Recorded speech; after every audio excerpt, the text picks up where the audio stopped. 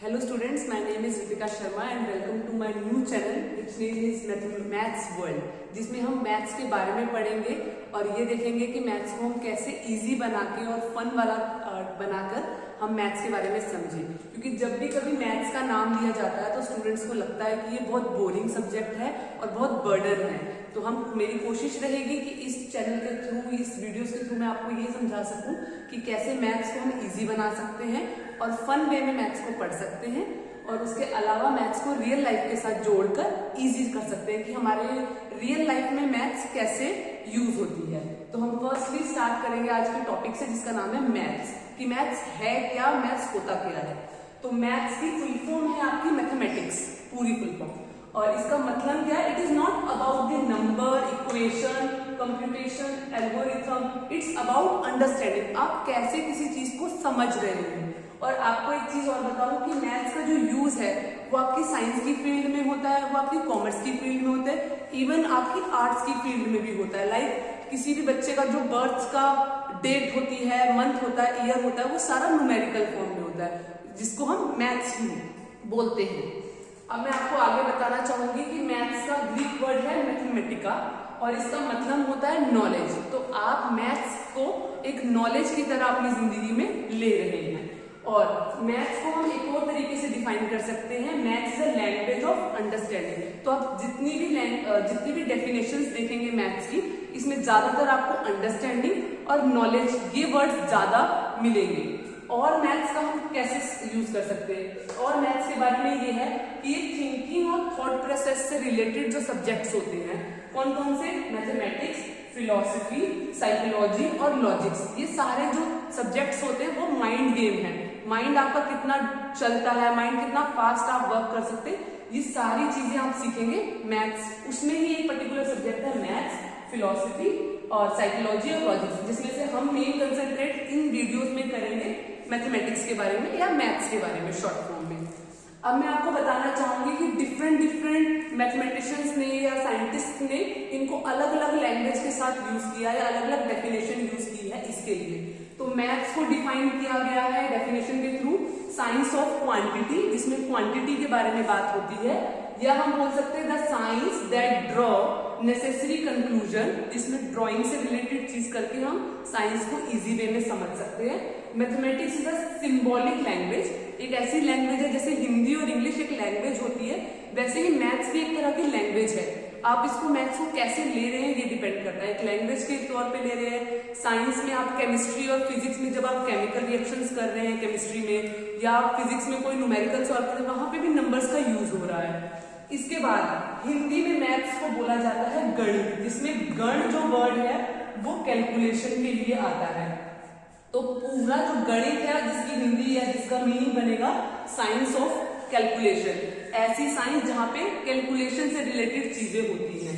Maths में हम कोशिश करेंगे या हम बताएंगे इन सब चीजों से रिलेटेड सारा काम रहेगा, जिसमें आती है आपकी shapes, quantity, arrangement and numbers. हम शेप्स के साथ खेलेंगे, क्वांटिटीज के साथ खेलेंगे कि कितने ग्राम ये चीज है, कितने किलो ये चीज है। अरेंजमेंट करेंगे चीजों का, लाइक परमुटेशन और कॉम्बिनेशन जिसे हम बोलते हैं। और नंबर्स के बारे में तो आप जानते हैं, 1 2 3 4, उनके बारे में जानेंगे। ओके, मैथ्स की आपको फुल फॉर्म बताती हूँ, जिसमें मैथ्स खुद डिफाइन कर रहा है कि मेरी क्या डेफिनेशन है। M for mental means mind की आपकी जो गेम चल रही है, A for ability, T for to, H for handle, S for situation. आप कितना मेंटली किसी सिचुएशन को हैंडल कर सकते हैं, कितना उस सिचुएशन को समझ के उसे किस वे में आप उसे सॉल्व करने के लिए आगे जाएंगे, ये आपको मैथ्स बताता है। लेकिन स्टूडेंट्स को, जैसे मैंने आपको बताया कि स्टूडेंट्स को तो ये बोरिंग लगता है, थोड़ा बर्डन लगता है, तो उन लोगों ने एक फनी सा इसका मीनिंग बनाया है कि M फॉर मेरी, A फॉर आत्मा, T फॉर तुझे, S फॉर सताएगी, S फॉर सताएगी, हमेशा सताएगी, सॉरी। इस मतलब है मेरी आत्मा हमेशा तुम्हें सताएगी। ये उनके लिए है जो मैथ्स को एक बर्डन समझते हैं, जो मैथ्स को समझना नहीं चाहते लेकिन उन्हें याद करना चाहते हैं या रटना चाहते हैं। क्योंकि अगर आप मैथ्स के साथ मैथ्स को एक बार समझने की कोशिश करेंगे ना, तो मैथ्स आपको ऐसा लगेगा जैसे छोटे बच्चों के लिए टॉय होता है और आप उसके साथ खेल रहे हैं, नंबर्स के साथ खेल रहे हैं, फॉर्मूलेस के साथ खेल रहे हैं, ऐसा लगेगा। इसीलिए, या एक और फनी इसकी कोई अगर मैं डेफिनेशन आपको ये बताऊं तो M for mental, A for attack, T for 2, H for for handsome students.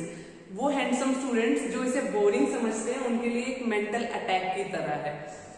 लेकिन आपको जो भी ठीक लगे, जैसा भी लगे, आप इसको वो समझ सकते हैं। मैं कोशिश करूंगी आपको मैं ये वाली डेफिनेशन के थ्रू आगे ले जाऊं मैथ्स के लिए।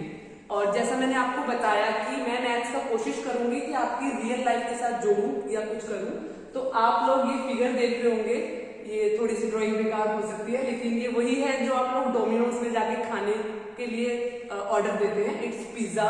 तो एक्चुअली वो पिज्जा नाम कैसे आया, हो सकता है जिसने वो पिज्जा का नाम बनाया हो वो किसी और वे में बनाया हो, लेकिन हम मैथ्स की नजर से देख रहे हैं। जैसा मैंने आपको बताया, हम हर चीज को मैथ्स की नजर से देखेंगे, तो हम मैथ्स की नजर से उसका पिज्जा का नाम कैसे पड़ा वो आपको सिखाएंगे। ये एक सिलेंड्रिकल शेप है, एक वो राउंड शेप है, लेकिन उसका एक बेस है वो मोटा सा थोड़ा पिज्जा आपको दिखता है, इसलिए हम उसको सिलेंडर की तरह एज्यूम कर रहे हैं, जिसमें हमने उसका रेडियस को z माना है एक अल्फाबेट, और उसकी हाइट को a अल्फाबेट माना है। तो वॉल्यूम ऑफ सिलेंडर क्या होता है, पाई आर स्क्वायर h, जैसा कि आपको पता ही है। तो अभी इसका वॉल्यूम मैं निकाल रही हूँ, इसलिए मैं इसका नाम पिज्जा ना लिख के वॉल्यूम ऑफ द फिगर लिख रही हूँ। इस वॉल्यूम को क्या होगा, पाई की जगह पाई आ गया, रेडियस r है तो उसकी जगह मैंने z लिख दिया, एंड z का स्क्वायर, एंड हाइट है a तो मैंने a लिख दिया। इस पाई को मैं pi पाई लिख रही हूँ, z स्क्वायर मतलब 2 बार z है, तो z and z, and a alphabet था तो a, ये आपका बन गया पिज्जा। तो हमने अब एक खाने वाले पिज्जा को अपने मैथ्स की नजर से देखकर उसको समझ लिए कि अच्छा शायद इसका नाम पिज्जा इस वे में पड़ा होगा, या हो सकता है अगर पिज्जा किसी मैथमेटिशियन ने बनाया हो तो उसने उसका नाम पिज्जा शायद ये रीजन से लिखा हो। और जैसे मैंने आपको बताया था कि मैथ्स की बहुत सारी डेफिनेशंस होती है, ये डेफिनेशन मेरे को पर्सनली बहुत ज्यादा अच्छी लगती है क्योंकि इसमें मैथ्स को बहुत अच्छे वे में डिस्क्राइब किया गया है। Maths is the only subject which teach us that every problem has a solution. Maths इकलौता ऐसा सब्जेक्ट है जो ये कहता है कि हर प्रॉब्लम का सॉल्यूशन है, वो आपकी रियल लाइफ की प्रॉब्लम हो, वो आपकी पर्सनल प्रॉब्लम हो, मैथ्स उसको भी सॉल्व करके एक छोटी सी इक्वेशन बनाएगा और उसको सॉल्व करेगा और आपको रिप्रेजेंट कर देगा। ओके, तो ये मेरी फर्स्ट वीडियो थी जिसमें मैंने आपको मैथ्स के बारे में बताया, और ऐसे मैंने आपको बताया कि मेरी फर्स्ट वीडियो है। सो मैं चाहूंगी कि आप लोग मुझे सजेशन बॉक्स में बताएं कि इस वीडियो में क्या कमी रह गई थी या क्या चीज अच्छा था, सो दैट मैं आगे की अपनी सारी वीडियोस में वो चीज कर सकूं। एंड आप मुझे सजेशन बॉक्स में ये जरूर बताइएगा कि मैं कौन कौन से टॉपिक्स को कवर करूं, सो दैट कि मुझे ध्यान हो कि स्टूडेंट्स को इन टॉपिक्स की रिक्वायरमेंट है। Thank you so much.